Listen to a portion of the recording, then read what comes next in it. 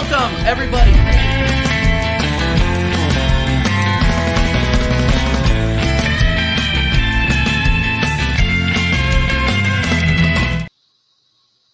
Ooh. Shooter McGavin. Shooter McGavin, everybody. Go see Happy Gilmore. If you haven't seen Happy Gilmore, what are you doing with your life? This is episode 31 of the American Idiot Show. And as you can see, Goonie is not here yet, but he will be here yet.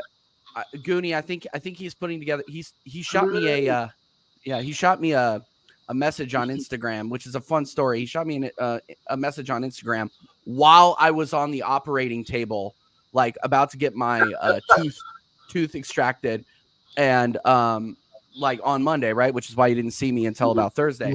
But I literally was just like, I was like telling the dentist, I was like, oh yeah, this guy, he finally, like, I love this dude. He's fucking awesome. Like, I can't wait to work with him. And yeah, no, and he got back to us, and obviously I've been a huge fan of Goonie for years and years and years. And he said he would come on. So I think he's putting a desk together, and then he's gonna be on. So I'll wait to be a fanboy of him until he gets on here. But Dow, how you doing, brother? You good? Doing good. It's Friday. I got my Friday party hat on for Carl Rossi because he's the sexiest Irishman I know. Speaking of, there's the first super chat. See? Oh my gosh. A 10-pounder or 10 euro or whatever you want to call it. There I you don't know go. that well. But anyway, no, good to be here, TJ. It's Friday, end of the week. We're going to the weekend. We're going to smash Man City 9-0, and I can't wait for it. Well, you know what? We'll get into that here just a second, but he just popped into the back. He just popped into the back. We just went live. Give it up. Man knows football himself. Goody! What's going on, people? What's going on? Listen, first and foremost, I have to send out my apologies, man. So sorry that I'm late. I was waiting for a new table to arrive for my computer, obviously new setup and all that. And yeah, it arrived literally 30 minutes before the stream started. I had to get it up. Otherwise, this would have all been on the floor. So people, I'm very, very sorry. Usually I am very punctual. I will not do this ever again. But yeah, man, big up you lot for having me, man. Thank you very much for the invite, TJ. Big up yourself as well. Although you support Arsenal, I'll still give you the big up, though, my friend. No, so I was just telling the men, okay? So I was just telling the guys. So I started listening to the Back Again podcast back in 2021. Like, just watched Arsenal casually. And then listening to you, Troops, and Za literally got me addicted to Arsenal, got me addicted to watching Premier League football. Like, so like the fact that you got back to me and, you know, you're half the reason why I started this channel, man. So the fact that you got back to me, the fact that you were willing to come on and chill with us, it's a huge honor, man. So thank you for coming on. Seriously. It's awesome. Kind words, man. Thank you. Thank you very much. I appreciate that, bro. Yeah, of course, absolutely, I've seen you many times on Lee's channel. I've commented and talked to you a little bit on Lee's and asked you questions about Chelsea. So thank you so much for joining us. Glad you got your IKEA work done. Or whatever brand desk you got. A desk is much better than the floor. So thanks again for joining us, man. It's good to see you. Yeah, absolutely. Absolutely. So you moving or something? So what's going on? No, it's just my setup for the lives were looking a bit shabby, to be completely honest. So I just got a new table. I'm about to get a green screen and all that. So I'm just about to make things a little bit more presentable as well. And also, I'm just trying to be in a space where the kids don't have to run past and terrorize me while I'm recording. So that also helps. Yeah. I understand that. No, I 100% understand that. And the chat is absolutely losing it. Big up everybody in the chat. We got DJ Crane, a.k.a. Tony. Yes, I am doing the KC Shuffle. Don't you worry about that. Yeah, Carl Rossi says you're all good, Goonie. You just brought me more time to drink beforehand, which, you know, it's encouraged for this show. Yeah. Let's be honest with ourselves. Big up Gooner forever. Big up, and big up Will Stewart, even though he is an absolute clown. Will Stewart, can I just say this? Can I just say this real quick? No, Will Stewart was trying to convince me that Spurs didn't lose in the cup. Like, he was trying to tell me that he didn't lose. Like, no, they didn't lose. They didn't lose. They drew and then lost on penalties. I'm like, you lost. You're not there anymore. You're not playing. Like, make it make sense. And then he was just like, look at Wikipedia. It didn't go down as a loss. I'm like, okay, Wikipedia. Awesome. Oh, Will, awesome. You're losing points, bro. Oh, Will. Oh, yep. So, all right. So we're here. We're going to talk Chelsea. I think Goonie is the biggest I think we've had a couple of Chelsea individuals come and go at it, but he is the biggest Chelsea content creator we've had on here, like easily going away. And they are not having a good time right now. Obviously, they got the win this weekend, or on Monday, I should say. I think comfortable 2-0 over Fulham. How are you feeling, Goonie? Like, do you think you guys are going to turn it around at this point, or are there too many injuries to say that's going to be the case at this point, or how are you feeling, bro? Listen, I think we're back. I think we're winning the Premier League. I think we're winning the World Cup. No. I'm joking. Well, listen, I'm very much an old schoolish kind of fan. I'm never scared to reveal my age. I'm 34 years old. So me too. Perfect. I've been watching football for many, many years now, since I was 4 years old. And one thing that I've learned the hard way in the past, and one thing that I never divert from anymore, is take your time.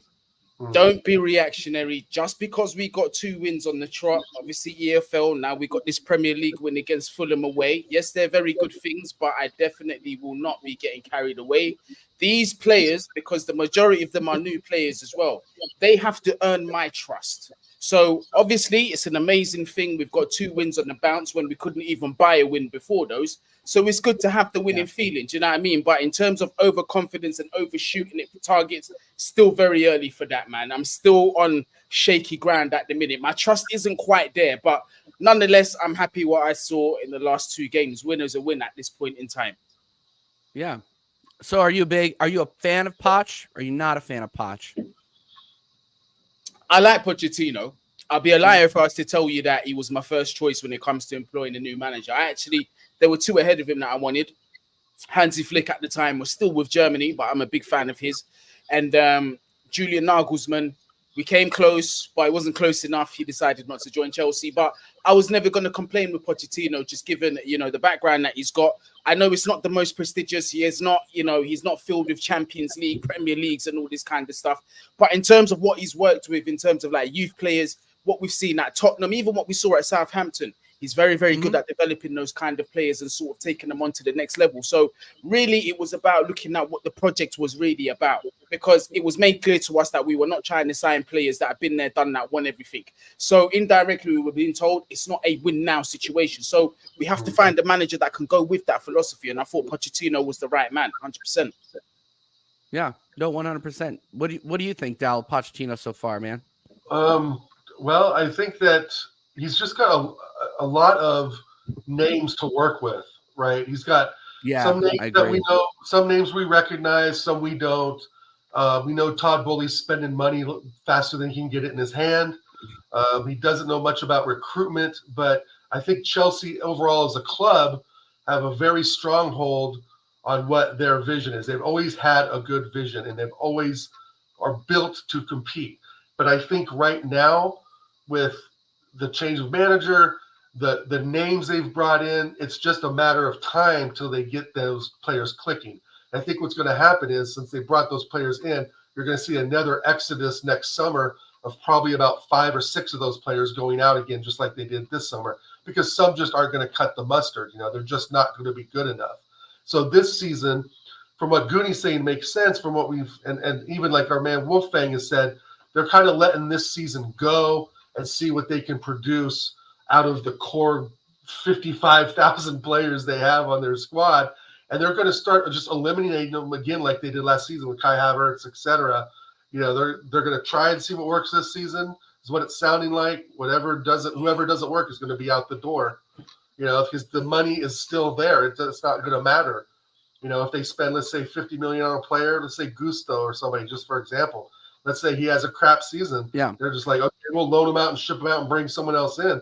They'll get bodies in and out, maybe the next season as well. That they'll find their top 22 players. There's no doubt about that. And once that's established, Pochettino will probably be the perfect coach for them, because I think he's balanced in attack and defense. I don't see him as just like, oh, he's an all-attack manager. Oh, he's a defensive manager like Jose and just does this. I think he's an all-around type manager that has good vision for attacking and defense. So I think, of course, the future's up for Chelsea because, well, number one, they got money. They got ambitious ownership. They're an ambitious club. And to be honest, since 2010, London's been pretty blue, And it's hard to say that, and it's probably hard for a lot of us to hear, but the proof is in the pudding. You look at the numbers, the trophies, the statistics, the numbers are there. And to me, they're more of our rivals than Tottenham, just purely because of trophy count, prestige, competition for players. Whoa. Right. So I just think we're more on level with Chelsea in those regards than Tottenham is closer to us, if that makes sense. And I'm not trying to, piss off our Spurs friends. It's just the reality, No, you can piss him off all you want. I don't care. Yeah, it's fine. It's fine with me. He said, yeah. Will says, by the way, I'm not trying to make this a narrative, but he says we didn't lose on pens. We didn't advance on pens. It's not just on Wikipedia. It's on all sites. I don't make the rules. Don't shoot the messenger. Okay. Still a loss. All right. Well, that's fine. You're not playing the next match. Fulham is. All right. Question to Goonie from Gooner Forever. And keep getting your questions in though, by the way, and I'll throw in my thoughts on Chelsea in between. Question to Goonie, can you see Pochettino lasting the whole season even if you don't get any football in Europe next season? Well, it all depends because a lot of these questions, there's got to be a lot of context around it. So in terms of it's how he misses Europe if he does miss out on Europe. If we're struck with injuries to key players, which we are already now, and we get any more of those throughout the season, and it's understandable where he's going to have to play players at a position, just to make things work, then, that's going to be a situation where it's understandable if we miss out top four. But if he has got a strong squad that is available to him and he's missing out on top four, then it becomes a different question altogether. So I know it's a bit of a sitting on the fence kind of answer, but it's true. You've got to apply context to every situation in football. Do you know what I mean? Because it wouldn't be fair to just sack the man if he's got 90% of his first teamers out and he's playing kids all week. You know what I mean? So there's context that's got to be applied to that one. No, I agree. And that's like go down. What you're saying? Well, that's kind of like what I say, like Wolfgang, or one of our community Chelsea guy. He's been put a lot of his emphasis on just, we have just pure injuries. I mean, if we had our starting 11, we would absolutely be competing with everybody right now, without a doubt. I still think you're kind of just a bunch, again, with hodgepodge players, just a bunch of names thrown in. And it's going to be just a process of elimination to get some of those guys out that aren't going to be good enough over the long run. But I don't think there's any reason why they should let go of Poch, because then you'll just be in that cycle again, won't you? Of just manager. Exactly. And there comes a time that just has to stop. I mean, you've won titles and trophies out of that. And that's part of our jealousy as Arsenal fans, because we stuck so long with Wenger and we haven't had that right away success with Arteta, obviously. And in fairness, we didn't give Unai Emery a chance. So I thought plus you guys dogged us 4-1 in the final. So I know you want to talk about Unai Emery. But the thing is that to think Chelsea are just going to sit on their hands and not do anything this season, they could go on a run of games. I don't think you guys are going to make top four, because I think Newcastle's a much better position for that than you guys right this season. But, again, process of elimination, get the names in, see what works, and then the ones that don't work, just get them out. And that seems to be the model that Chelsea's going right now, and they have the money to do that, while other clubs don't. Yeah. Well, one thing that I wanted to comment on is the long-term contracts. Like, we haven't seen teams sign long-term contracts for these players like Bowley has. I mean, he is truly, in the true sense of the word, running Chelsea like the LA Dodgers. Like, and we make jokes about that, Chelsea Dodgers, ha ha ha, Brooklyn Chelsea, whatever you want to call them. It's one of those things where it's either going to be extremely successful or fail spectacularly. I don't think there's anywhere in between that, because you hold on to contracts that long, you hold on to players that long, and if you don't get success out of them, you're risking taking a massive loss. So if there's going to be one person that can actually mold this team and set a precedence, it's Pochettino. So am I scared of Chelsea? Not in the immediate future, but give it 2 or 3 years, man, they're going to be cooking. Yeah. They're going to be cooking.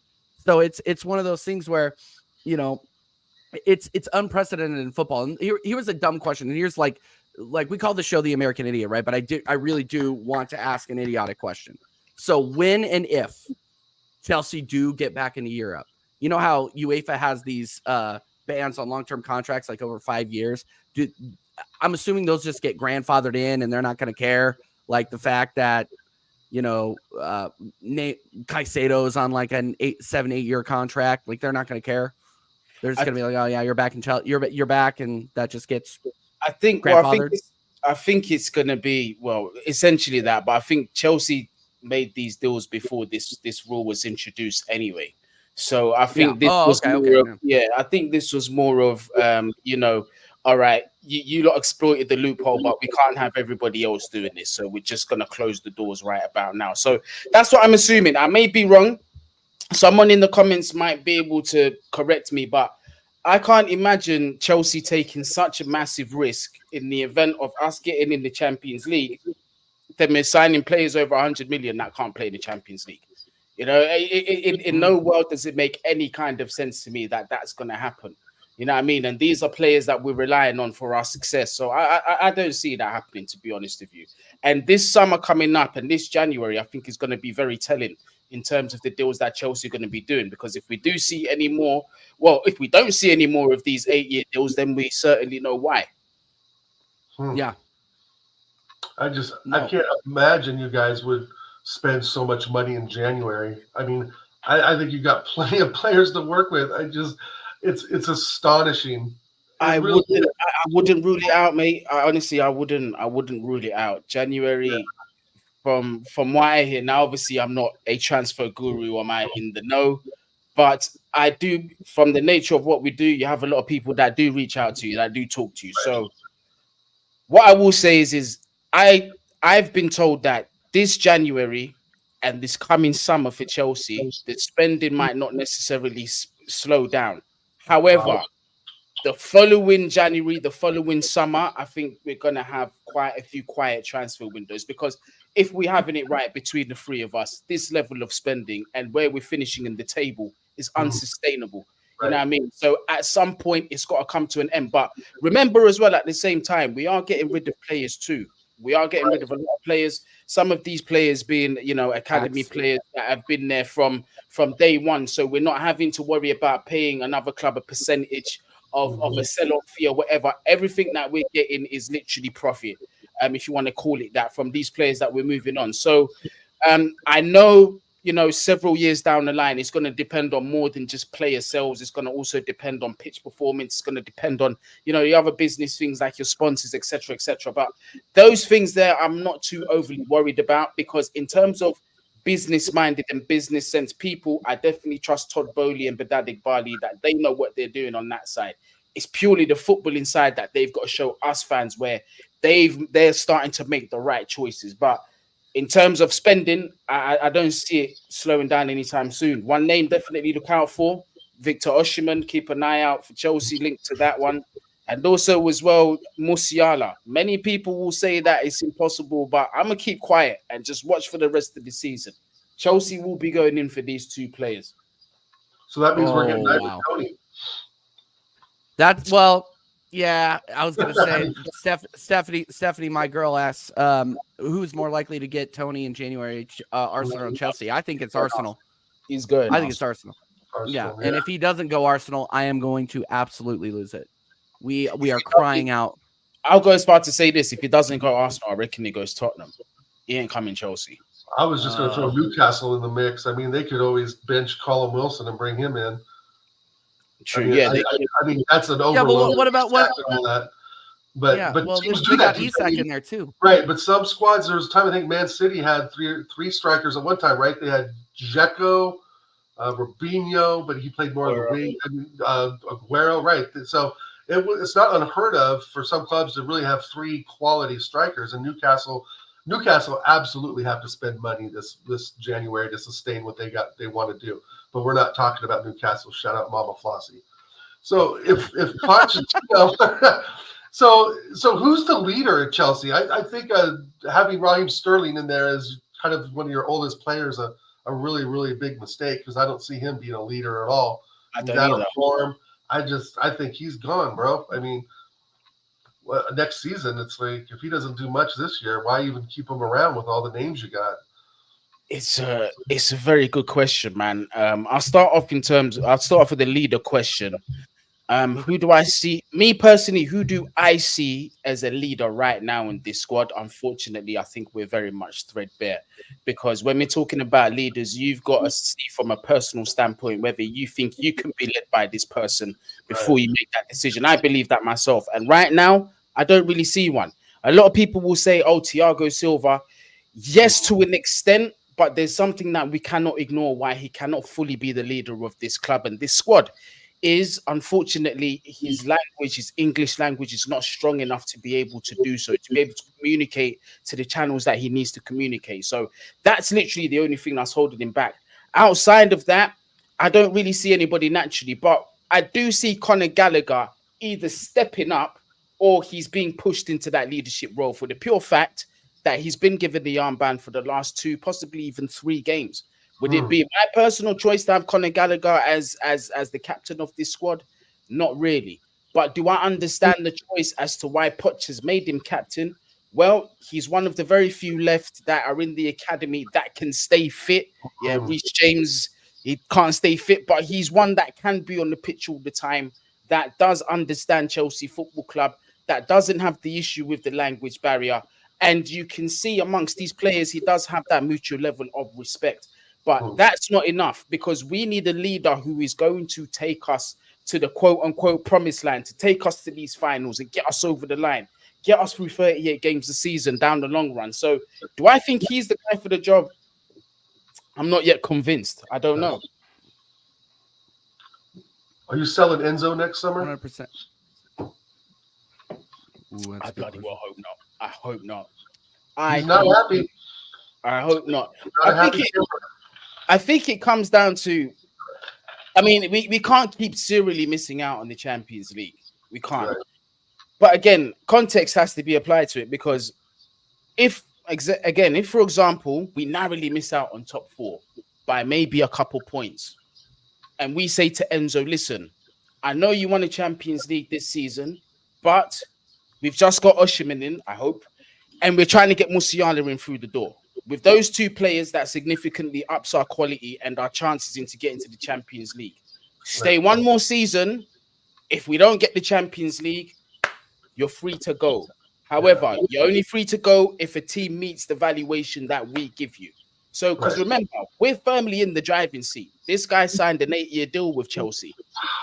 So, even if he wants to go, the power's still with us. You know what I mean? That's like a generation of football years. My God. It's 22 to 30 at one club. Chelsea of all clubs too. Good Lord. No, that's what you're that's your prime plus right there. That's insane. All right. So I have a question and it's gonna pivot just a little bit. Just a little bit. By the way, if you're inside, make sure you're smashing the likes, make sure that you are sharing the stream around everybody. And if you want, get your questions in for Goonie, me, and obviously Oregon Goonie, right? All right. Kai Havertz, Goonie. Can we return him? Is there a return label? Can I drop him off at your doorstep? Can I, if I throw in Jorginho in the same box, can I get a 2-for-1? You don't even have to pay me. You don't even have to pay me. You could just take him back and I won't have to worry about it. I was warned. Like, Havertz isn't bad, but Havertz isn't good. Like, so from your perspective, did Chelsea fleece Arsenal? Like in the biggest sense of the term. I'm not gonna lie to you, absolutely. And if you want to return Kai Havertz, you're gonna have to add William Saliba and Saka in that box as well. So anyway, we're gonna take it back. Yeah, if you're willing to give us them 2, then that's absolutely fine. But no, with Kai Havertz, listen, man. And TJ, you know, I don't say things out of bias. I don't like to do that. No, you don't. Try to speak my opinion. Do you know what I mean? So, in terms of Kai Havertz, I try to back him. I try to be patient. I try to, you know, go with we don't know his role. We don't know what he's good at. But when a player's with you for 3 years on the trot, 3 seasons on the trot, and you're being tried in all these places, and none of them are really working, then you now got to ask yourself the question. You know, it's either the team don't work out for him or it's the player himself. Now, we're now starting to see a bit more of a bigger sample size because he's not only just played for Chelsea in the Premier League, he's also very much underperforming at Arsenal as well, from all the accounts that I've been told anyway. Kai, for me, I didn't understand why you wanted to sign him. I didn't even see the tactical need for him whatsoever. Right. Maybe to me, it smelled like Arteta sort of wanted to prove everybody wrong, do the kind of, because I feel like Arsene Wenger used to do it, and he done it successfily. He used to take things and do the he's well noted. Yeah, you know what I mean? Noted. With Henry, we know that his origins. He was a winger, and Wenger was daring enough to say, "You know what? I'm going to play you as a striker." And then look how that turned out. I think this is a bit of a similar situation here. However, Kai hasn't even shown enough to be paying 65 M's for. You know what I mean? I don't see his use at your club. I don't. I think in his natural position, you've got better players ahead of him. They say to me, he's a natural number 10. Odegaard's better than him. No, play him as a false 9. I'd rather play Trossard as a false 9. Or I'd rather play Jesus as a number 9. Do you know what I mean? Yeah. We got options. That's the thing. That's what's so frustrating for us is that we have options, but he continues to pick the wrong 11 because he's forced that 65 million Shy Kai in the lineup every day. Just forced him in there. And again, he was a surprise signing for everybody.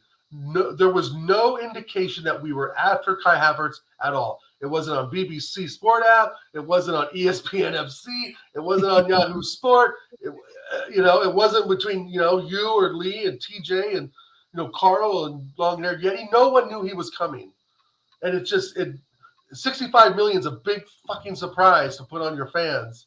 If 30 mil, okay, but then when he got him in Goonie, I thought, oh, perfect, okay. He's going to play that central attacking mid role when Odegaard gets tired. Nope. Starts him on the left. He's expected to do Granit Xhaka things that only Granit Xhaka can do because Granit Xhaka spent 7 years at Arsenal. 6 of them were shit.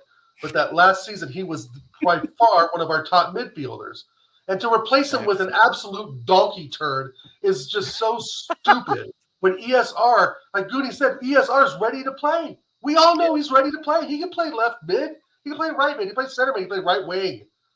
If he's so fucking versatile, and this is why I'm done with Arteta. I went done with him last Thursday. Done. I'm done. I want him out. This is not going to go well. C-Cube, C-Cube, go back 5 minutes, and I asked Goonie if I could return him, but he wanted a too big of a price. He wanted Saliba and he wanted Saliba and Saka, and that you can't get rid of that. Just let him go on a free. Drop him off down at.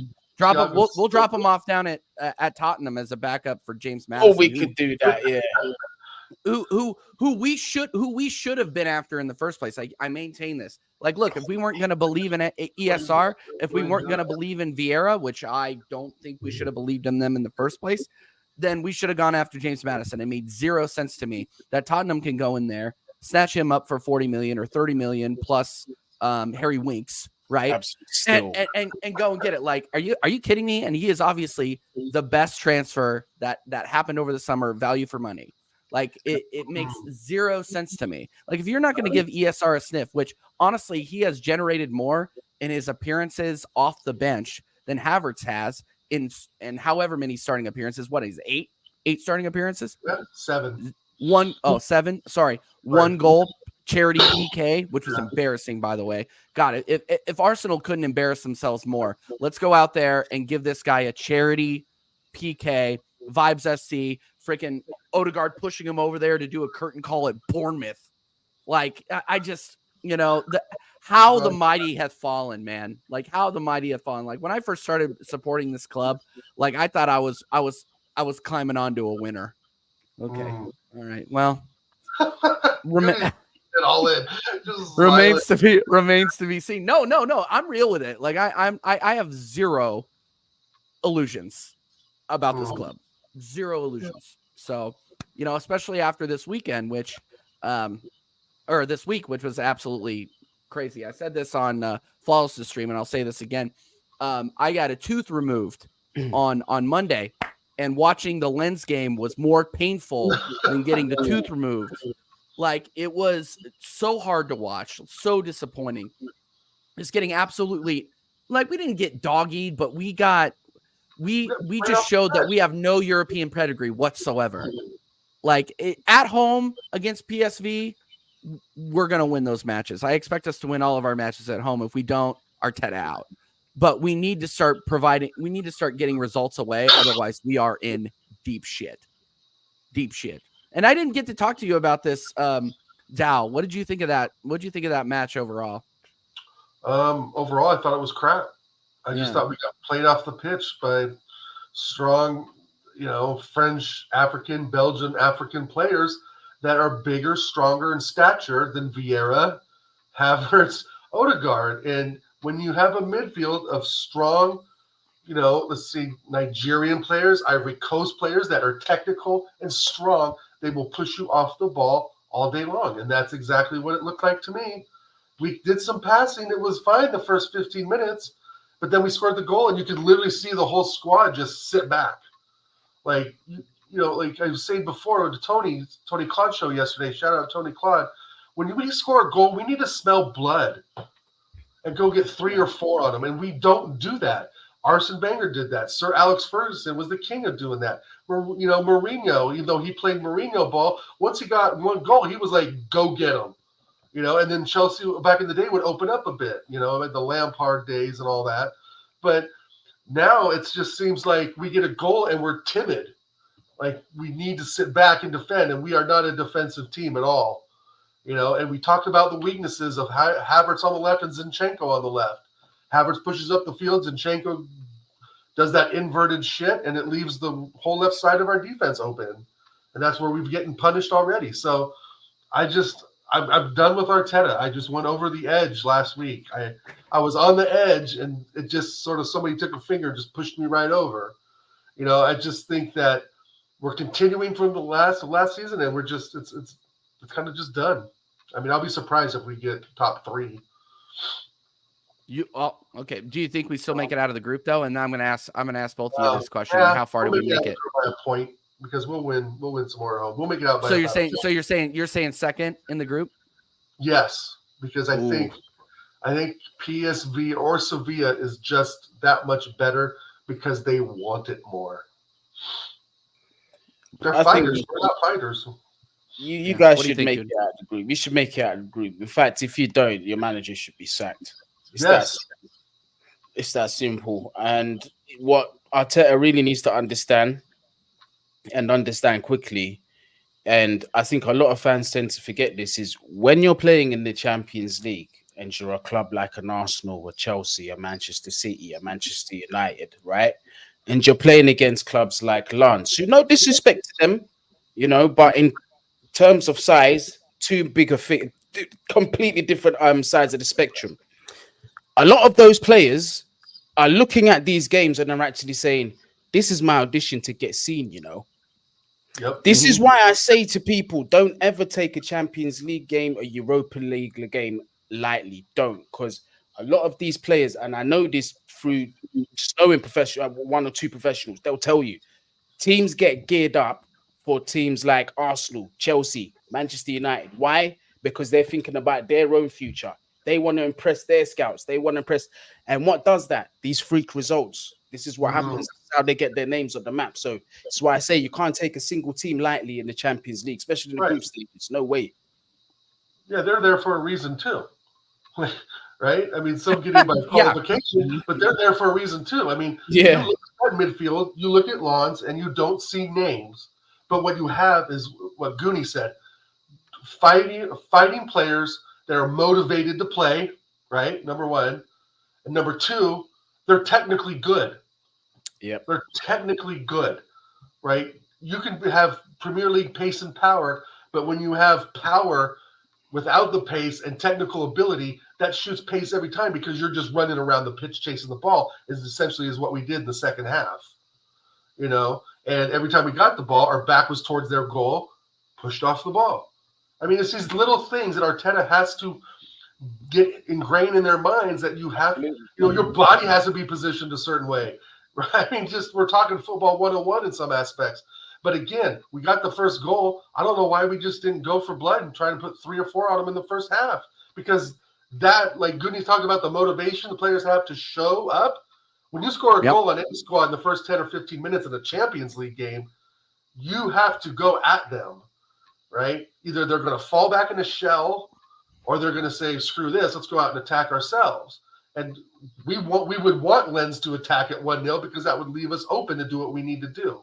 So we'll leave them open, right, to do what we need to do. So it was just a clusterfuck of a game. I don't know what else to say. I mean, we underperformed, they overperformed, and it could cost us because, like I said, none of these teams are like bad. Like Sevilla is not bad. I don't care where they're at in the table domestically, because Sevilla is another animal in Europe, which we all know. Yeah, absolutely. Absolutely. And they're motivated to win.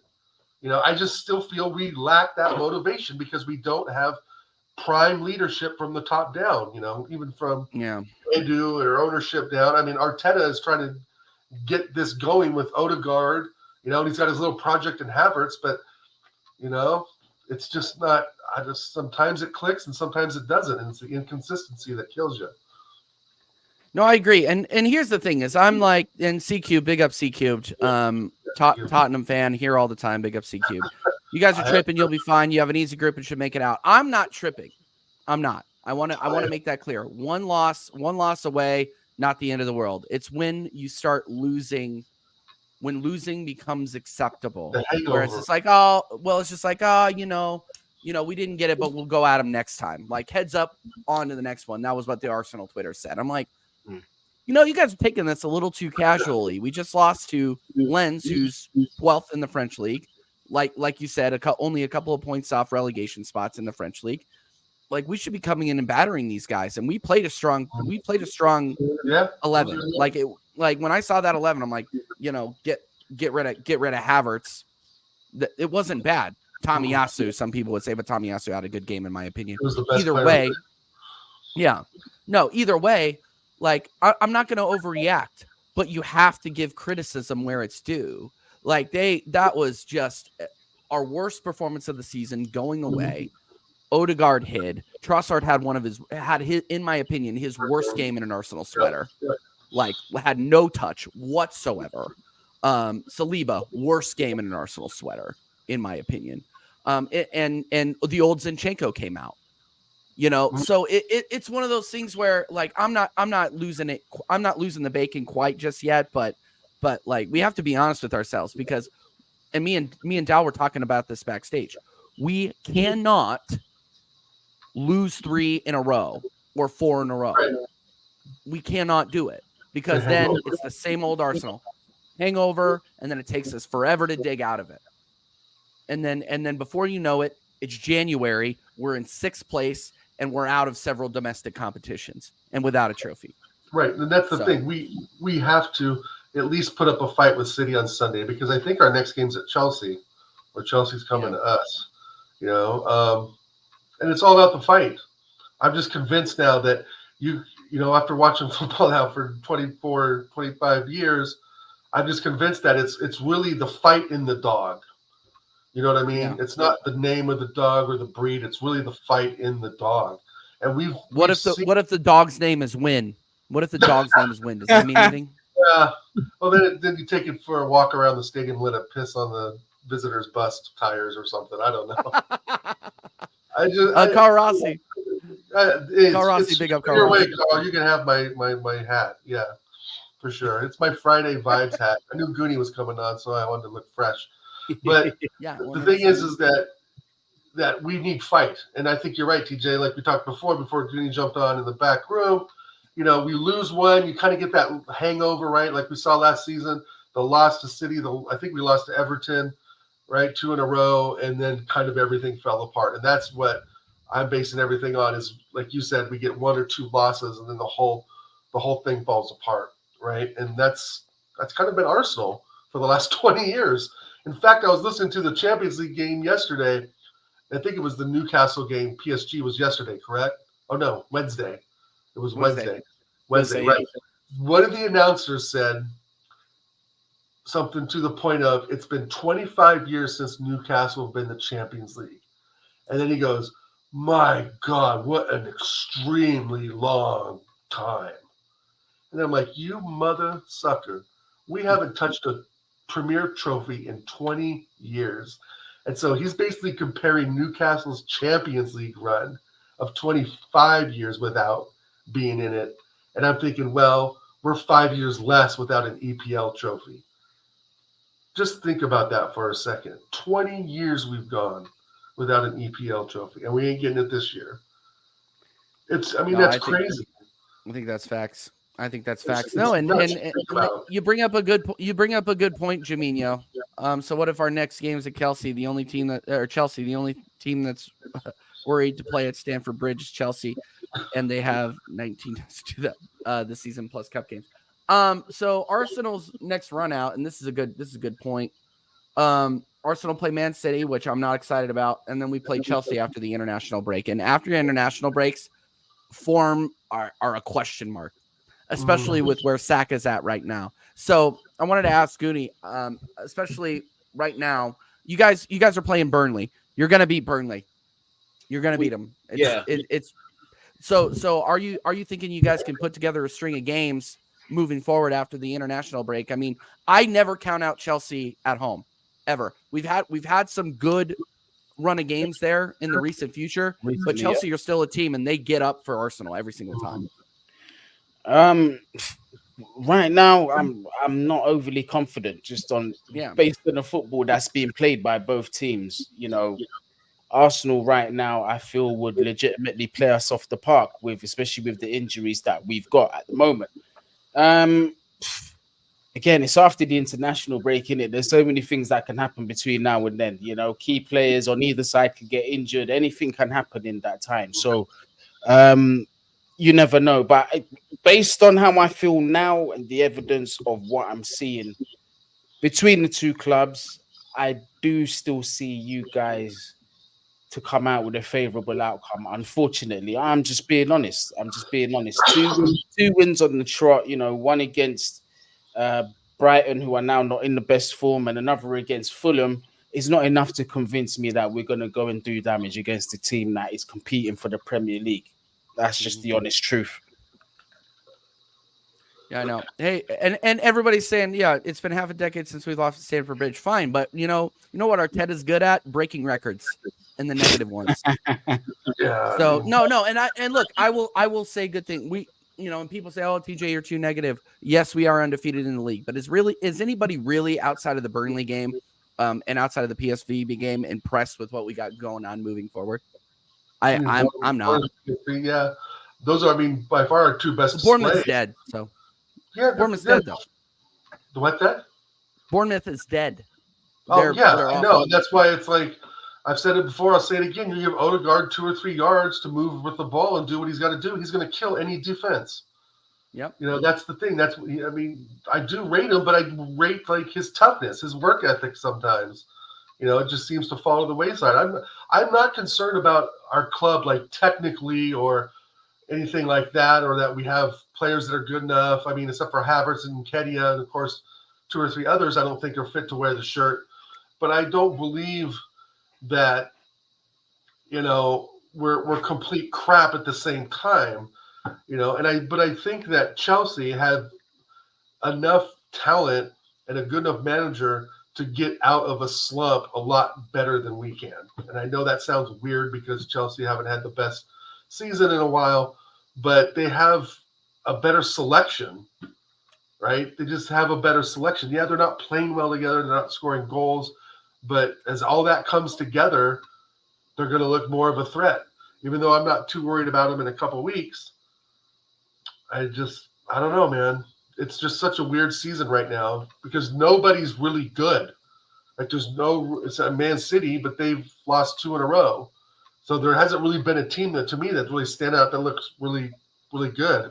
I mean, Liverpool, maybe. I don't know. I don't know. I just feel like the next couple of weeks are really going to tell the tale, especially after the international break going into winter, man. Like, and this international break is such a joke, by the way. Like, didn't we just have one of these? Like, it's too much. It's just too much football. It's too much football for these players, man. And then, you know, us as fans, we're having to ask questions. We're going to have to ask questions. Why is this player getting injured? Why is that player getting injured? But this is why. Just overloading them with football, you know, with this whole Nations League now. It's too much. It's too much. These players need a break, man. They're not robots. AFCON coming up. The Euro qualification. We all love football. Listen, we all love football. Football's never a problem for any of us, but there comes a cut-off point where we have to understand that these guys who give us the entertainment and the football we love so much are mortals as well. You can't just play every single week, 3-4 times a week, and not expect a breakdown. You know what I mean? Right. These guys need a break as well. And I just feel like the business side is just encroaching too much in the football side of things. And it's getting to a point where it's becoming detrimental to a lot of our players now. I mean, I can speak for one example. Half my team is injured. The past 2 years, it's been like this. Past 2 seasons, injuries after injuries after injuries after injuries after injuries. And Chelsea in the past couple seasons, and this is why I'm starting to see there's not really too much of a surprise, is we've played the most football considering the amount of tournaments that we've been in over the past like 3 or 4 years. So it's only natural that we're going to get these breakdowns. Now it's a new set of players. Hopefully we can start again. We can learn from old lessons. But I will say this though, lads, Arteta does also need to be careful as well, because sometimes a player doesn't start off injury prone. But if you're irresponsible with how you use them, they become injury prone. Case in point, N'Golo Kante at Chelsea. This guy never got injured before, could play every single game. And we used to say about him, even after 120 minutes, this guy can run home and he do nothing. You know what I mean? But it caught up to him. Why I'm bringing up Kante is Bukayo Saka. You guys cannot continue to play him and run him down to the ground the way you're doing. As good as it looks, and you know, he stays fit, there does come a point where the body will say enough is enough. I can't keep papering over the cracks. I need to take my breaks. I need somebody to step in for Saka while he recovers. So you guys need that 100%. Yeah, no, and it's one of those things. Go ahead.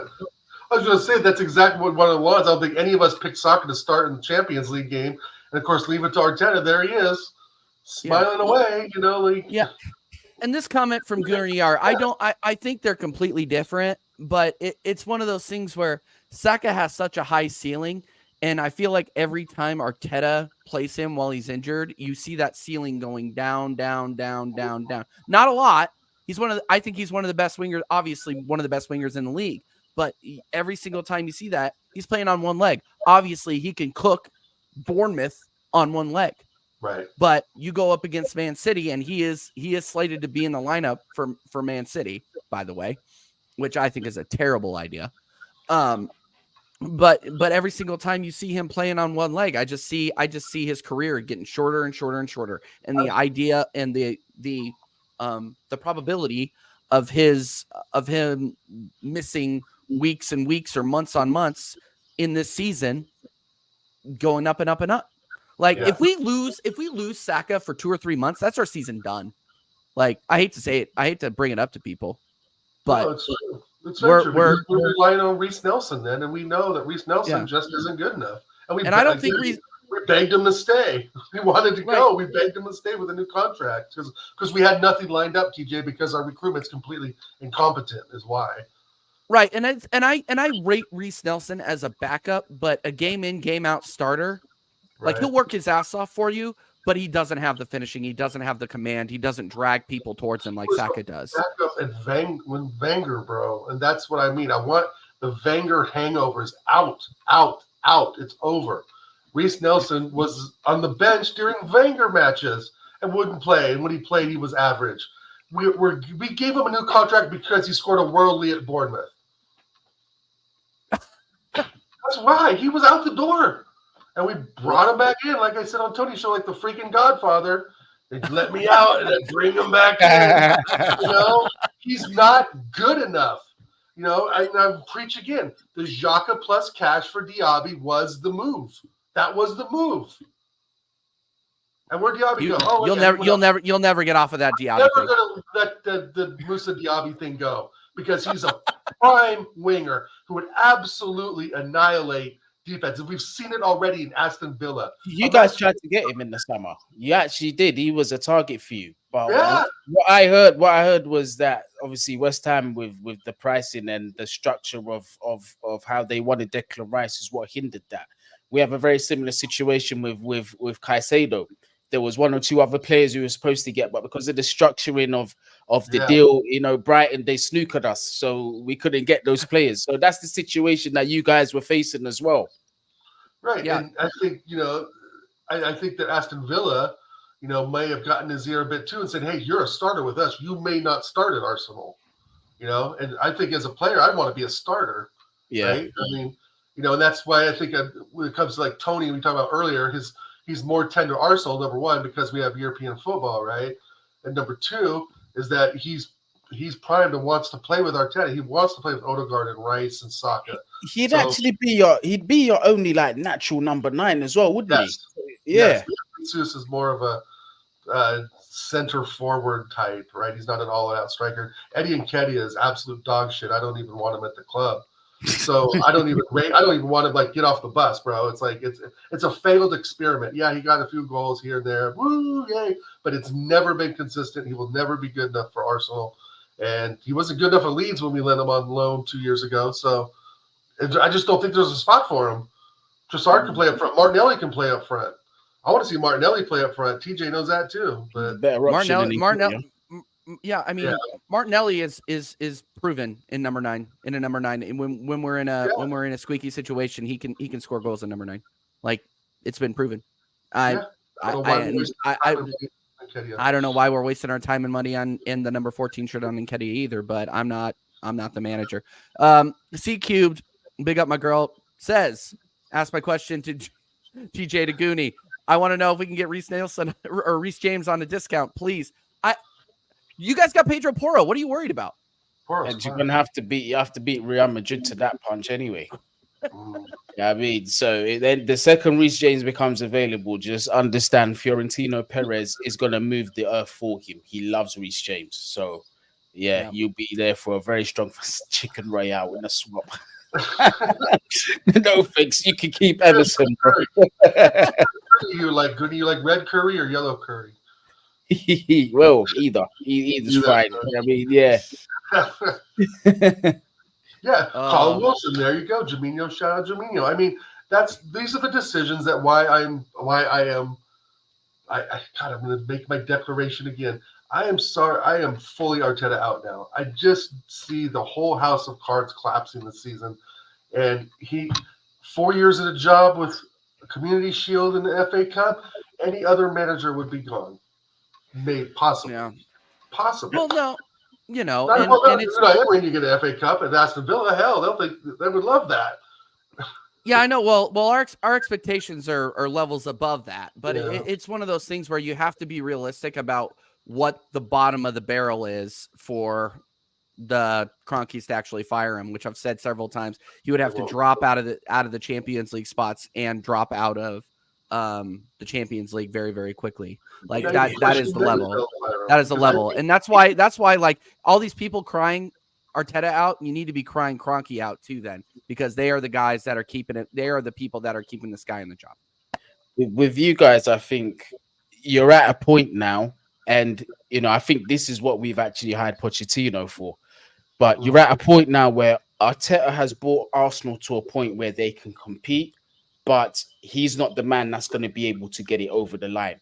I think now's the end of his line, and this is the point where you say, you know what? Thank you for what you've done. Thank you for what you've built. You've actually elevated and improved us, but we're going to have to find somebody who's proven and has got this title over the line before, because there's a small window as to which we can, count on success with this team. Yeah. That's what you guys need to do. And I think Pochettino has been brought in to get us to that point, because as much as I do like Pochettino, I don't see him lasting at Chelsea for the next 5, 6, 7, 8, 10 years. I don't see it happening. What I can see is he can take us to that point where we might finish second or third, or we might get deep in the Champions League, and then another manager is going to come in and try and get those over the line. You know what I mean? I think that's where you're at right now. I don't think the Kroenkes fire him, because I think him and Josh Kroenke get along very, very, very well. Yes, they do. Because that's going to be hard for Josh Kroenke to make that decision, because Josh Kroenke doesn't really know football. He won't know he'll have people in his ears telling him what managers to get if Arteta gets fired. Josh Kroenke understands. Yeah, Josh Kroenke understands the profit. That's what he understands. Right. He doesn't understand though that you go for managers that have pedigree. You go, you don't always look at the age. Oh, he's an up and start manager. Who cares? Let him up and start at an up and start club. This is Arsenal. This is not a position for just anybody. This is why Carlo Ancelotti was the right choice when it was Everton or Arsenal, and he took Everton, and we went, the route we went. We need seasoned professionals with gray hair that have won trophies or Scudettos and know how to take it up a notch. So both of you are 100% correct. Arteta is that stepping stone type manager. But that's where my problem lays, is I feel in my years of following Arsenal, we've always been a stepping stone club. Like, there's always been that higher echelon, right? Madrid, Barcelona, etc., that the players have always gone to. So Arsenal, to me, was a stepping stone for several of the players that we brought in the last 10, 15 years. Because when we got Ashburton Grove, the Emirates, we were a selling club. Cesc, Samir Nasri, Adebayor. And then all of a sudden, we're left with crap, but the expectation is still there by us fans, and it's just we've done poorly in transfers. No, we just haven't got the right players to fulfill the greatness that we had at one time. Yep. No, I agree. All right, Goonie, I know you got to get out of here, man. Thank you so much for coming on. I know you're welcome back anytime. We will link up on Instagram. I got a few things cooking in the back of my head that I would love to have you involved in if you're down for it. And yeah, man, shout out your channel. And again, been a huge fan for a while, so it was an honor to have you on, brother. 100%, man. Thank you for having me on. Very much appreciate it. And once again, I do apologize to everybody, including yourselves, for me being late. Usually I am punctual, so I do apologize once again. But I did enjoy being here on the show, man. I had a good time with the both of you. Thank you for inviting me on. Good to meet you as well, Origon Guna. And I definitely do want to be coming on this channel a bit more. Do you know what I mean? So I'm very much open to that. I've got to have you guys on my channel, obviously, as well. And if you guys want to find me, Man Knows Football is where you'll find me on YouTube, similar on the socials as well. I should have a video actually going up either later or first thing tomorrow morning. Wait, we're playing tomorrow. Well, yeah, look out for the post-match. Hopefully I'm not going to be too angry. If I'm not too angry, it means Chelsea got 3 points. You know what I mean? So, but big up yourself. Mama Flossie as well, I see you. You get me? You're one of my subscribers as well. Been around for a while, so big up yourself, Mama Flossie, and quite a few familiars in here as well, man. Big up yourself in the chat. I've got to go pick up my son from boxing, so I am out, people. Peace out. See you later, brother. See you later, brother. I forgot to say one more thing. We've got to get that fraud Gareth Southgate out. Get him out. See you later. See you later, brother. Dude, what a fucking guy. What a guy.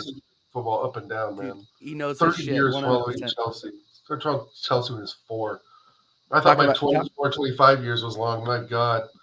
Talk about up and downs. Jesus. Oh, shit. I mean, he's seen... Chelsea, I thought at one time were like auctioned off for like almost $1 from Ken Bates, I think is the owner. Someone in the chat can correct that for me, but I think there was like they were down to like $1 and going in administration or something, and that's when the Abramovich thing came about. But yeah, great guy. He knows his stuff. I think Gabriel Jesus is ready for Sunday. I think he's available. He's an absolute legend. Yeah, big up Nick Nash. I think you're new here, but big up, my friend.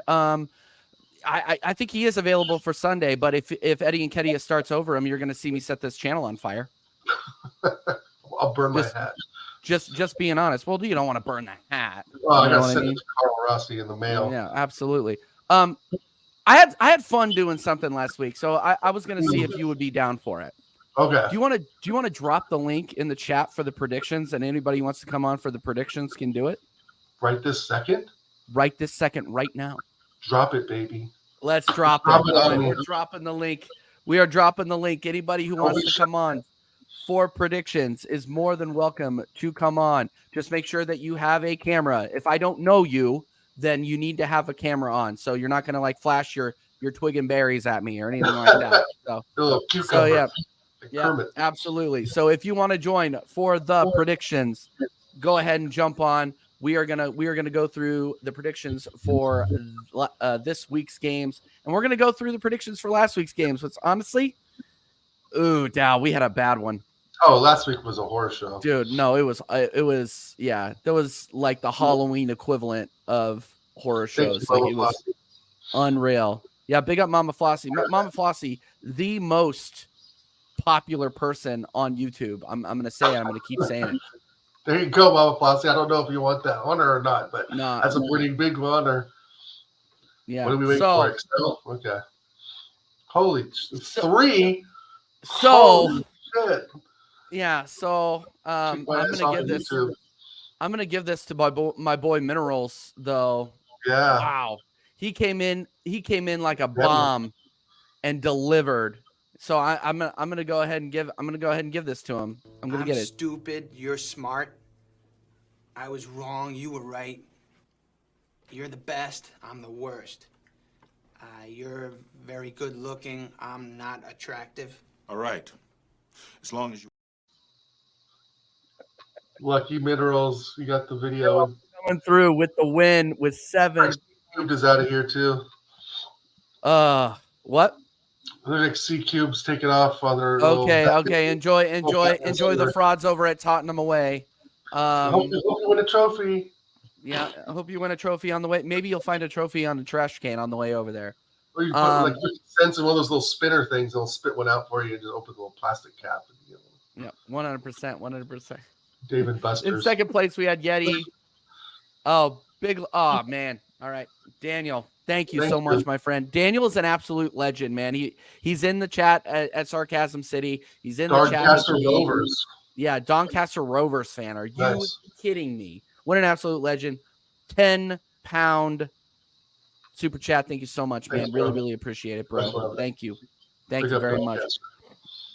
So second place, Yeti. Two-way tie for third, Jaminho and Carl Rossi. Fourth is looking really bad. Me, Jez, and Uncle Rods. Don't even say my name. Just I know. I'm just write the whole call. I'm sorry. Here we go. Yeah. I mean, it is what it is, Dow. It is what it is. You know, it is what it is. Yeah. So yeah, the link is in the chat. If anybody wants to come on, we got 10 people watching, which by the way, we know everybody and their mother is streaming right now. So really appreciate all 10 of you inside watching us.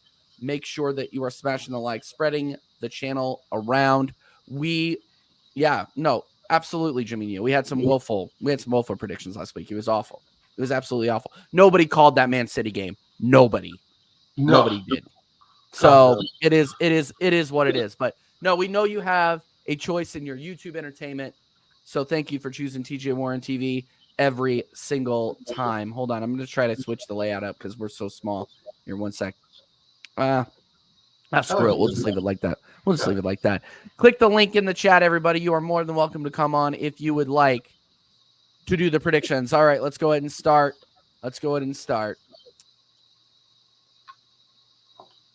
Tottenham visiting Luton Town. This is so easy. This is such a joke. 2-0 Luton. What?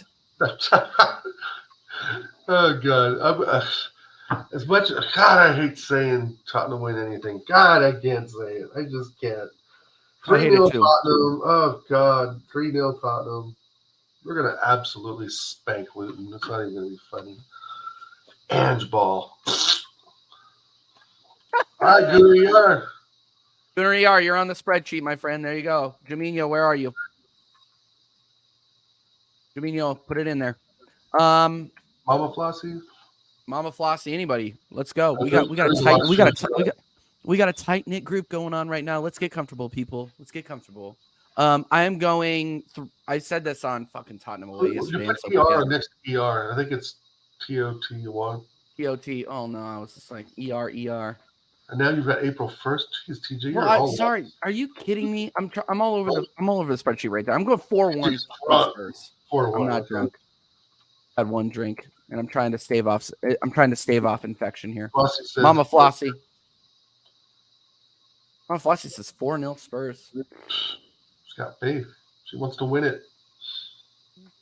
I think Luton score at home, right? I don't think that's too far out of that. Juminho says 3-1 Tottenham. See, they're not going to get the ball out of their own half, bro. Sheffield United visiting Fulham. This is an interesting one. This is an interesting game. I'm going to go 2-1 Fulham.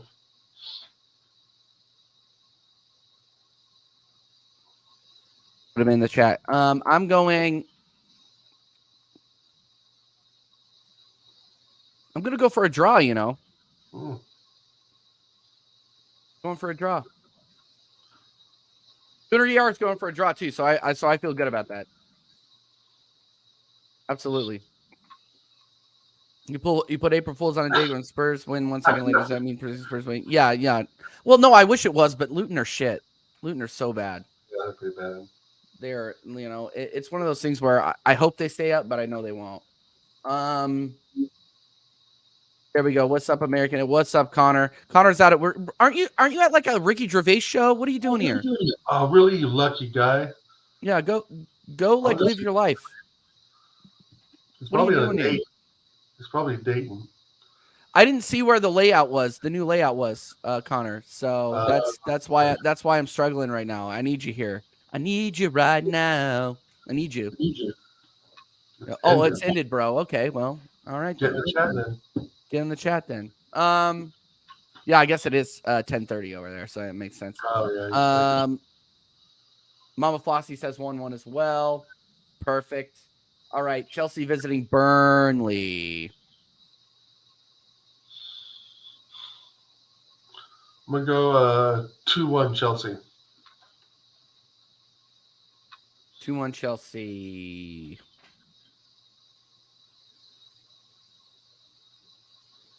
Let's see if I can edit the layout. Oh, I do see it. Hold on. Let me see if I can move it around. I'm not good enough for this shit. I'm really not. I'm bailing, Connor. I'm bailing. Call me a freaking coward. Call me a coward. I'm just trying to keep the show going here. We got 13 inside. Make sure that you are smashing the likes, and if you want to jump on and give your predictions real quick, I'm going to drop this one more time. If you guys want to jump on, give your predictions, you are more than welcome to. Mama Flossie says 3-0 Chelsea. Oof. That's a butt kicking. Yep, that is. Gunnar Yar says 2-0 Chelsea. Mina, what do you got? Tell me right now. I'm going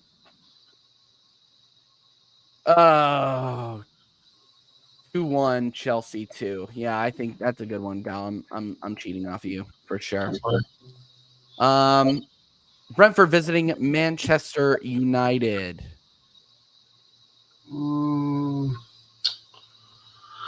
That's kind of a tricky one too, right? United just lost to Galatasaray 3-2.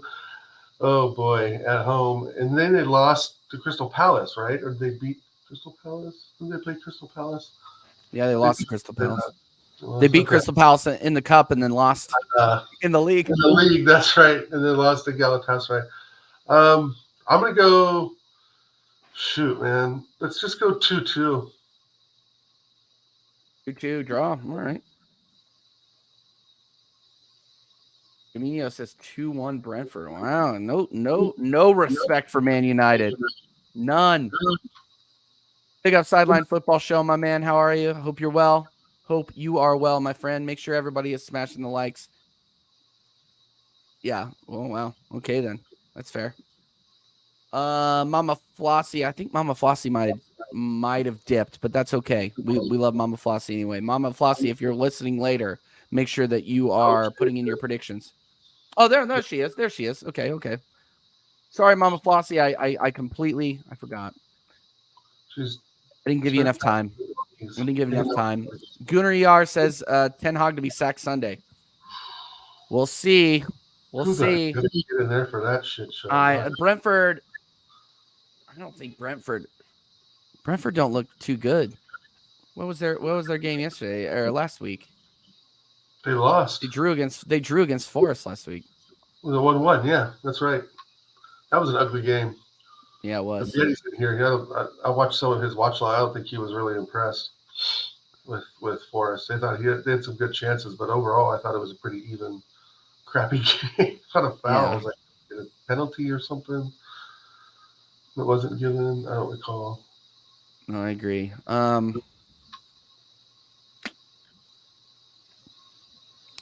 I'm gonna go 2-1 United. But if they lose this fucking game, I'm done with them. Like, I'm done. I'm done with them. What is it? What does that mean? You got a Man United T-shirt underneath that blue shirt of yours there or something? No. Well, no. It's one of those things where I took them last week and they fucking lost. Oh, gotcha. Okay, that makes sense. Let's see the week before. I thought you were going to lift up that blue shirt to show that Red Devil or some shit. Yeah, took them against Burnley. They barely won. Like, yeah. No, they've been absolute shit. They've been absolute shit. Yeah, terrible. Yeah. All right. Bournemouth visiting Everton. Oh, God. Man, these guys are shit. Battle of the Minnows.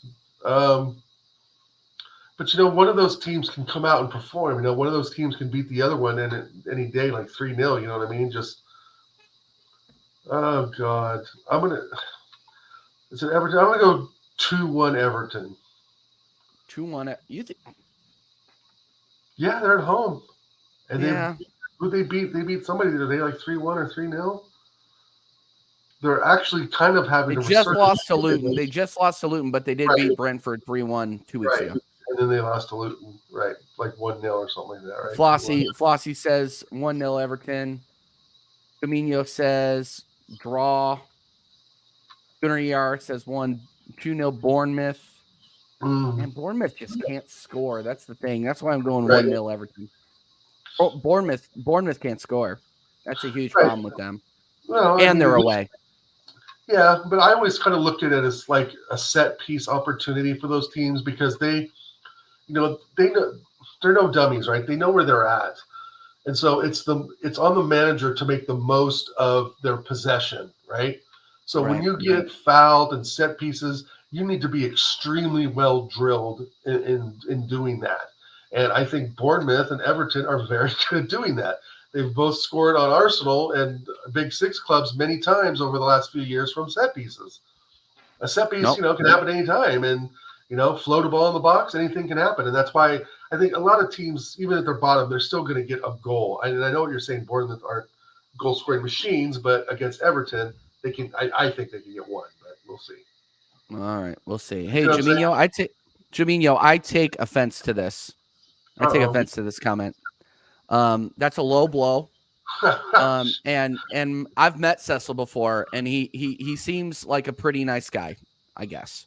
Oh, Jaminho's. It's so criminal that I met AFTV before I met anybody else. Yeah, true. It's criminal. It's absolutely criminal. Well, you got ridiculous. Washed. Exactly. Right now I'm an AFTV guy. Apparently, you're a Rat Army. Yep. No, I'm Rat Army 100%. That's why they didn't air my entire interview, but we move. Just saying. Forest visiting Selhurst. Oh gosh. Oh man. I think that's 2-1 Forest. Big up the Eddie. I think Forest is a better team, but oh God, is that a 1-1? No, I'm gonna go with our man Yeti. I'm gonna go 2-1. 2-1 Forest. Yard says 1-1. TJ will cry when the show's over. It's okay, Jimmy. I'm gonna be real upset later. I'm not gonna lie. I'm gonna be real upset. You love AFTV more than your own fans. Yep, totally. Oh, DJ Crane unsubscribing. Tony, that hurt because I do the KC Shuffle for you every week. This is 31 weeks in a row that I've been shuffling around, and I get this. This is the disrespect. Look at Tony's picture right now with hotties too. Yeah, I'm jealous.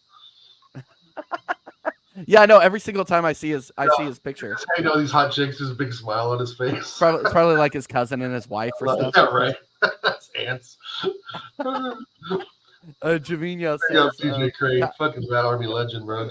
I gotta say one more minute about DJ Crane, about Tony.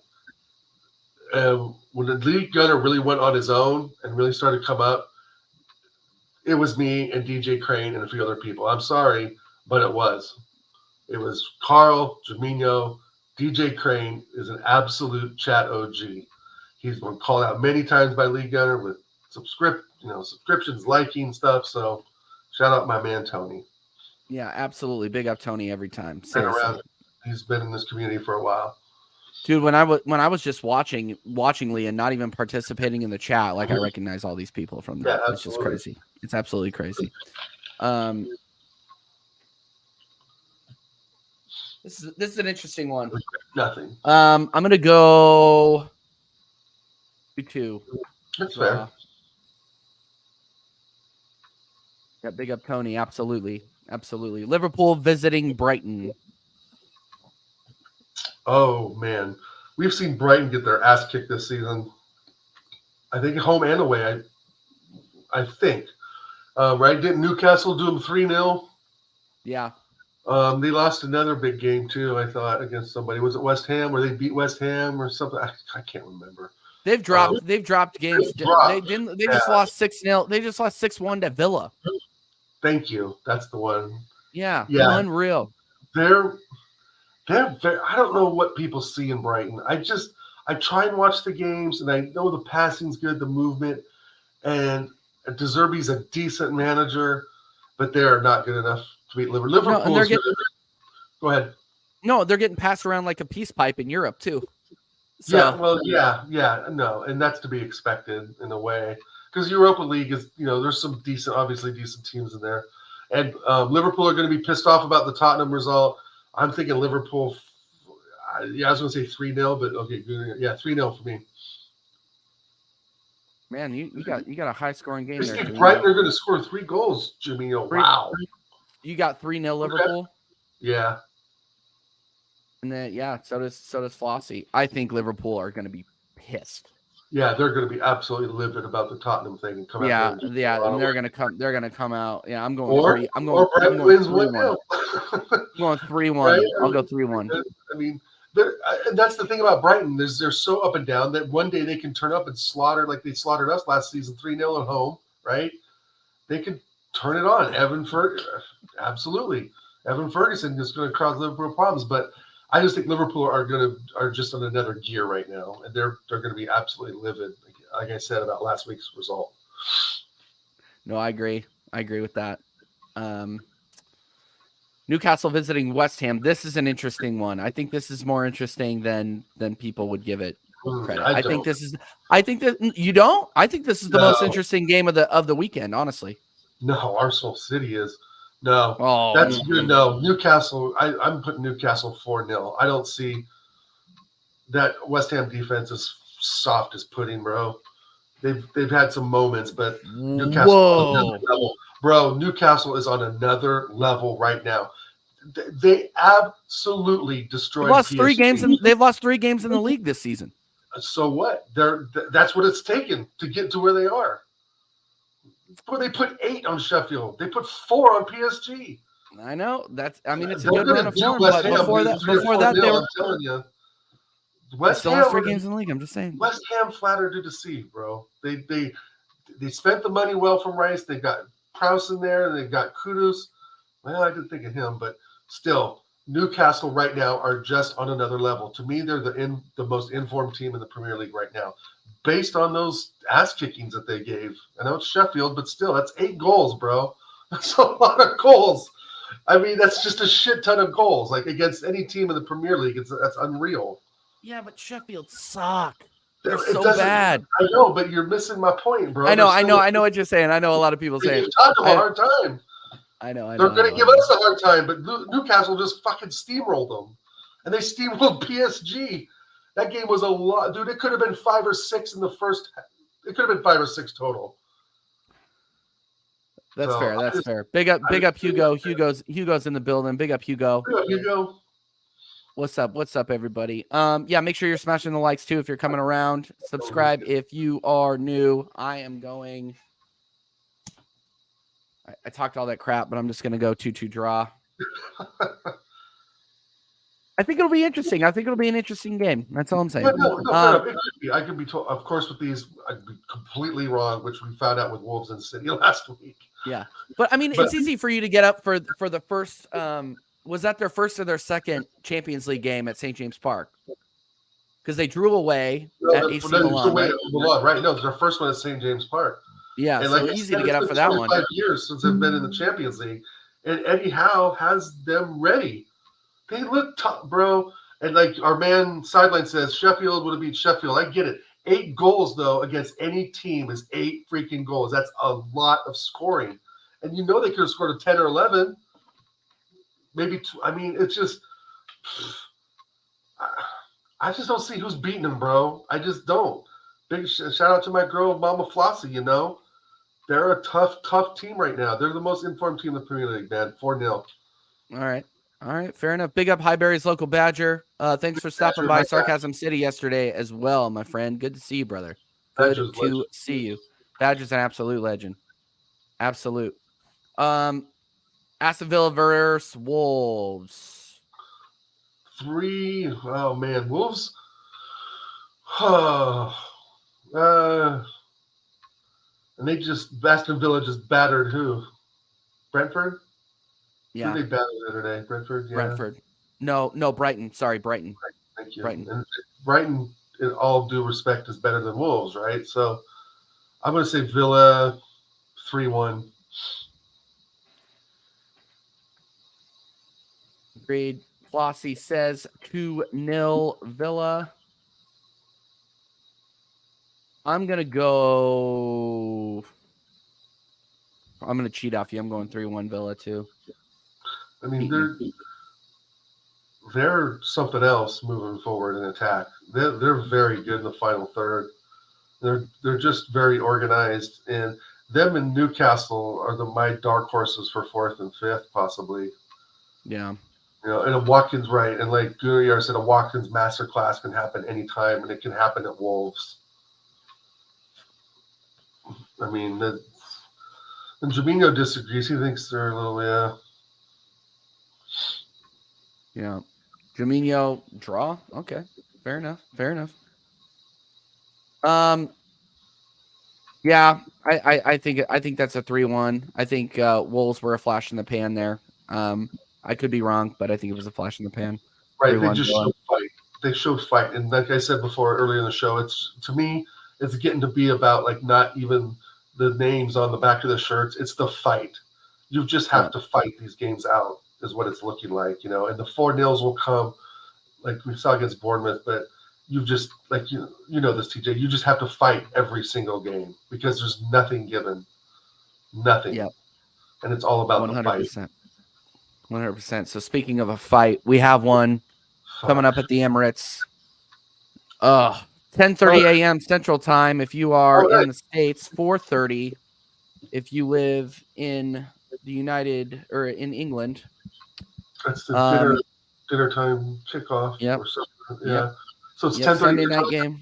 30 my time, right? 2-hour difference. Yep. Not bad. I can do 8:30. Yeah. So 8:30. Yeah, 8:30 ain't bad. Okay. Yeah. No. Big up Highbury. Yeah, that was a lot of fun. That was a lot of fun last night. I feel like I show my ass on Follows the Show a lot, but he's such a gracious dude. He's awesome. It's so much fun being over there. He's legendary. Yeah, absolute legend over there. Well, this Juminho says 3-1 City. All right. What do you got, Dal? So what are the injuries again for City? Rodri, KDB, and who else? There was another name. I thought it was just Rodri and KDB. Okay, that doesn't. Yeah, I mean, that's a realistic result. Yeah, well, I'm gonna go 1-1. Ooh, look at Dal being positive there. Look at that. I'm gonna go 1-1 because I just think maybe there's some weaknesses there. I'm gonna go 1-1 because we played them well, obviously with the Shield. That game was actually not that bad at all. Pens. Yeah, I think Arteta has probably learned a little more against City, right? I mean, we know he's an up and coming manager, whatever. But I think he's learned more with City, and they will be weaker without Rodri. We know how much we hate Rodri, and I hate him more than I hate my ex, which is saying a lot. But but I do. I despise Rodri in every way. He's just one of those shit nasty players that is so good that it's disgusting. Yeah. He gets under your feet. Oh yeah. Yeah. I could imagine playing against them. I would just want to punch him in the face the moment I looked at him. I just think it's going to be tight and cagey. But again, City could come out and destroy us, and then we could sneak one by City because it's I don't know. That's why I gotta say 1-1, and I just say that with peace of mind, hoping Arteta puts out the lineup we want. Again, that Southern Gooner hope strategy, right, TJ? They got Hope Maddie. strategy. Yeah. Hashtag hope strategy. Shout out Maddie Southern Gooner. I want to say 1-1 because City's missing firepower. We're out where we're at, and it could just be one of those cagey matches. I just don't think it'll be as open, but I could be wrong. Fuck, man. 1-1. Yeah. All right. Yeah, I'd love to punch Gooner. I don't know why. He just looks like a stupid vampire. Agreed. Yeah, and Scott, ever the optimist, 5-1 City. Thank you, Scott. Big up Scott. I love his optimism all the time. My favorite, no. Here's the thing: is my favorite thing about Scott is that he is more hated on Tottenham channels than I am. Like that's what's so fun. Get him on and have him explain. No, because he's honest. Good. Well, we all are. I mean, that's why I love this community. Gets called out so often, and every single time he does, I laugh. Like it's so funny how he gets under his own fan base's skin. It's absolutely hilarious. I'm going 2-1. I said it. I've maintained this posture all week. I think it's going to be 2-1 Man City.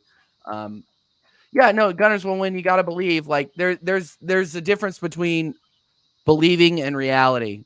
Like and I just don't think we have enough to get it over the line. You got to remember that they still have Bernardo Silva. They still have Holland. They still have Foden. They still have Kyle Walker. Nathan Ake, Diaz. Like any of those players can score. I mean, that's the thing. Nathan Ake scored against us, I think, right? Yeah. I'm sideline. I'm 100%, bro. I've believed for so long. I've believed. Trust me. I just think it's a little cagey match, and 5-0, like Gunnar said, we could absolutely put up a stink show. Well, there you go, Trevino, the statistician. It's going to be an interesting game. It's going to depend on just who makes the mistakes. Last season when we went against them, we lost 3-1. I said, I saw Tomiyasu in the lineup. I said, oh, he's going to make a mistake. What happened 16th minute? He made a mistake, right? That back pass that Holland ran onto. But I'm looking forward to see what we do coming back from a defeat. Is anything changed from last season? We got defeat. We've talked about the loss hangover that stays in their heads and the mental blockage that they get with that.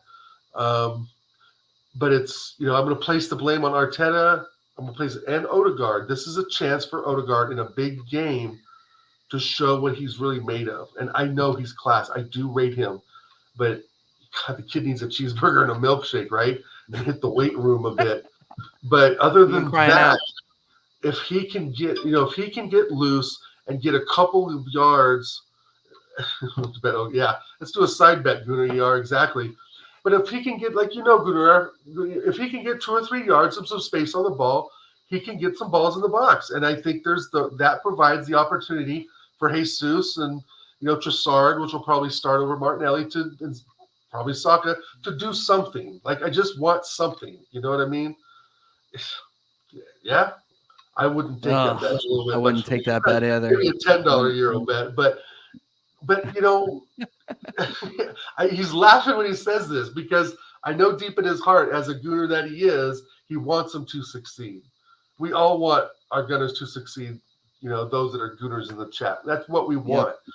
But again, TJ, like you said, Gunnar ER, realist, as Ben knows from past history, it's oxymoron, from history, that we cock it up and we come out a shadow of ourselves against City, right? We walk out of there. How many times we see Lacazette just kind of look terrified walking out of the tunnel? Seriously. I mean, that hangover, that cloud has not left the club.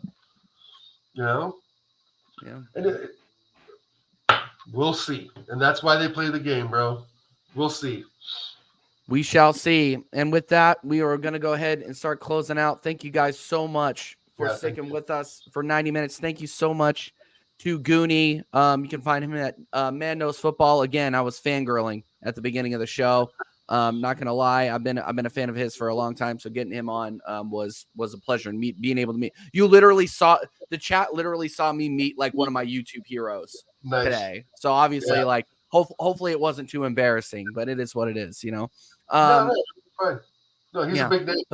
He's great, and he has a very good take on Chelsea and where he loves them just as much as we love Arsenal, and that's what I love is the passion. Yeah, 100%. Dow. Yes. Start taking us out, my man. Thank you so much. This has been episode 31. Take us out.